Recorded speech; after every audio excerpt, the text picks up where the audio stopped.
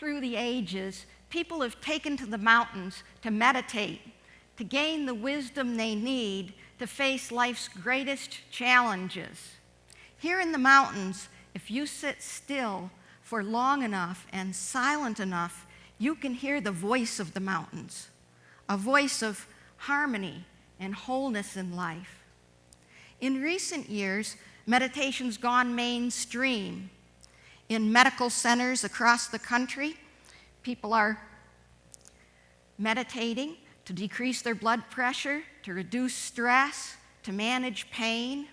In fact, meditation is the third most common complementary and alternative therapy used by over 20 million Americans.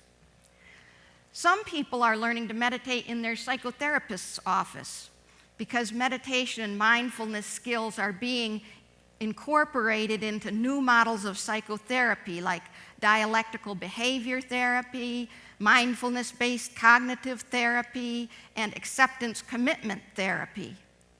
Patients are meditating to reduce their depression and anxiety, and therapists are also meditating so they can be more fully present with their patients and so they can prevent their own burnout and empathy fatigue that professionals sometimes experience.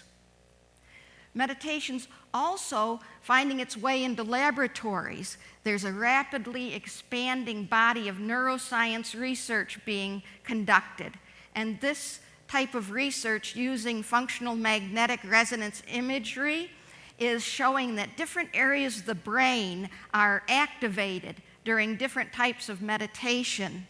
And through this research, we're learning a lot more about neuroplasticity. Some of this research is being done in this region at the Virginia Tech Carilion School of Medicine and Research Institute. Meditation's even finding its way into business settings. For example, Google is using meditation and mindfulness training in their executive development programs. Many universities and colleges are adding programs in meditation and hosting conferences on meditation. For example, the University of Virginia has recently developed a new Center for Contemplative Sciences, and Virginia Tech recently hosted a conference on contemplative practices for a technological society. Meditation's also finding its way into some K-12 programs where students are learning meditation and mindfulness skills and yoga. And through these programs, students are learning how the mind works, and they're training their attention so that they're not just putting more information into the mind, but they're actually training the mind and learning how the mind functions, how thoughts and feelings arise in the mind. Meditation's being used in the military.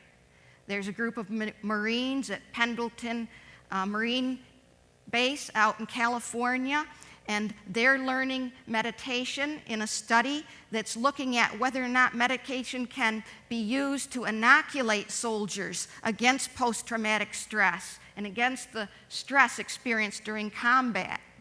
It's being used at Walter Reed and veterans hospitals across the country to help veterans cope with the wounds of war, both psychological and physical. Veterans are eager to have non-pharmacological means of coping with post-traumatic stress and addictions and chronic pain.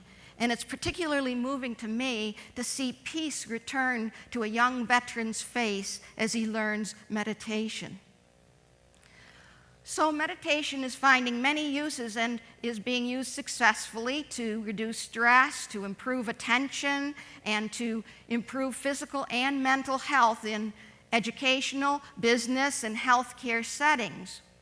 But what's often missing from the discourse on meditation in these settings is mention of spiritual development. And this is what I see as the main power and promise of meditation: spiritual development. This is partly because often in order to teach meditation in public institutions and to gain funding for research regarding meditation, with our separation of church and state, meditation is often secularized in order to be brought into these settings. And so something is gained, but I fear something is also lost in the secularization of meditation. I fear its power to transform and its potential to heal may be decreased when spirituality is neglected. Many people these days, especially young people, consider themselves spiritual but not religious. And that would be the middle blue area in this diagram. The middle circle represents spirituality, and this forms a middle ground between the secular and the religious. Spirituality is a fertile sphere of human development, and we can't afford to neglect it. People are not just material or empirical. We're spiritual beings, and we long to be whole. So meditation can be used to help people develop spiritually, and meditation doesn't have to be associated with any particular religious organization or set of beliefs. Meditation can be practiced in secular settings, free of religious dogma and doctrine. Meditation I see as primarily a spiritual practice, and there's a difference between psychological development and spiritual development. Psychological development helps us cope more effectively, and it helps us be more flexible and function well in life, and it decreases our subjective stress, so we're happier in life. But spiritual development, on the other hand, is aimed at experiencing the oneness of life. Spiritual development that we can cultivate through meditation pierces the fundamental delusion of self as separate from the whole. Self is separate from the sacred. Self is separate from the earth and all beings. Self is separate from the universe. So meditation helps us experience the oneness of life and to directly experience non-separation. In his classic book, The World's Religions, Huston Smith includes a wonderful story that I think illustrates what I mean by experiencing the oneness and non-separation of life. Oren Lyons was the first Onondagan Indian from a tribe up in New York State to go to college. And when he came home from college for the first time, his uncle said, "Now, Oren, you've been off to college, and I'm sure you've learned a lot up there. And let's go fishing." And when they got out into the middle of the lake, he said, "I'm wondering if you can tell me, who are you?" And Oren said, "Why, Uncle, I'm your nephew, Oren, of course." And his uncle rejected his answer. So he tried again. "I'm an Onondagan." And his uncle rejected his answer. "I'm a man. I'm a young man. I'm a human being." But all these answers were rejected one by his uncle. So Oren sat there in the boat a few moments, and he said, "Well, Uncle, I'm wondering if you can tell me, who am I?" And his uncle said, "Oren, do you see that bluff over there? You are that bluff. Do you see that pine tree over there on the other shore? You are that pine tree. Do you see that water upholding this boat? You are that water." Zen Master Dogen, in his Mountains and Rivers Sutra, speaks in a similar way when he says the mountains are walking. The blue mountains are walking. He says the mountains are constantly still and constantly walking. If we don't take time to experience our own stillness and our own walking, then we won't understand the mountain's stillness and the mountain's walking. We won't know who we are, and we won't know who the mountains are either. We won't fully appreciate the oneness and the diversity of life. I'm a nurse and a nursing professor, and one day I was talking about spirituality with my nursing students, and one of my students these were my graduate students who were studying to be nurse practitioners. And one of my students said, when I was an undergraduate student, I just wasn't a spiritual person. I wasn't into it. I was into other things. She said, but now I've been out working for the past 3 years in the neonatal intensive care unit, and I've taken care of babies as they've breathed their first breath. And I've taken care of some of the babies when they breathed their last breath. And now I'm a spiritual person.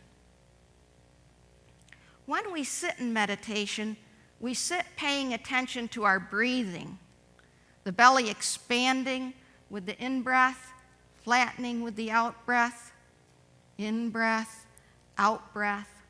And there's nothing overtly spiritual about breathing or paying attention to the breath. But you're likely to find, if you do this every day, that you've become a spiritual person. In the late 60s, my husband and I lived out on the Navajo Indian Reservation in Kaibito, Arizona. And nearby the little town where we lived, you could see Navajo Mountain rise up out of the desert. Now, Navajo Mountain is a sacred mountain to both the Navajo and Hopi people. The Hopi call it the heart of the earth. Later on, we moved into Flagstaff, Arizona, and we lived at the base of the San Francisco Peaks. The San Francisco Peaks are a sacred mountain of the west to the Navajo people. These days, we live in Radford, Virginia, at the base of Ingalls Mountain. We can see Ingalls Mountain out our dining room window. Is Ingalls Mountain a sacred mountain? If you sit in meditation still enough and long enough, you'll be able to see for yourself that it is a sacred mountain, that you're not separate from the mountains, the rivers, the vast sky. You are the mountains, sitting, walking, and standing here. Zen Master Rengeho expressed the spiritual journey in verse, saying, "Not taking heed of what others say, I throw my staff over my shoulder and journey straight on into the deep recesses of the 10,000 mountains." The spiritual journey is infinite and intimate. Not only are there 10,000 mountains around us in the world, but there's hundreds of mountains within, mountains of subtlety that we can become intimate with. Here in West Virginia, people have experienced firsthand the environmental devastation and human cost of mountaintop removal mining. We need the spiritual insight that the mountains are sacred, that each person is sacred, that we are one. It's a sacred responsibility to take care of one another and to take care of the environment. Our overly materialistic and technological society is in danger of losing its spiritual vision. Meditation is one way to cultivate spirituality and to experience oneness. We need to use all of our resources, including our spiritual resources, in order to meet the challenges that face the people and the planet. Without spiritual vision, the people and planet are in peril. So, we need to cultivate this spiritual vision and keep on journeying deep into the recesses of the 100,000 mountains until every mountain is sacred again.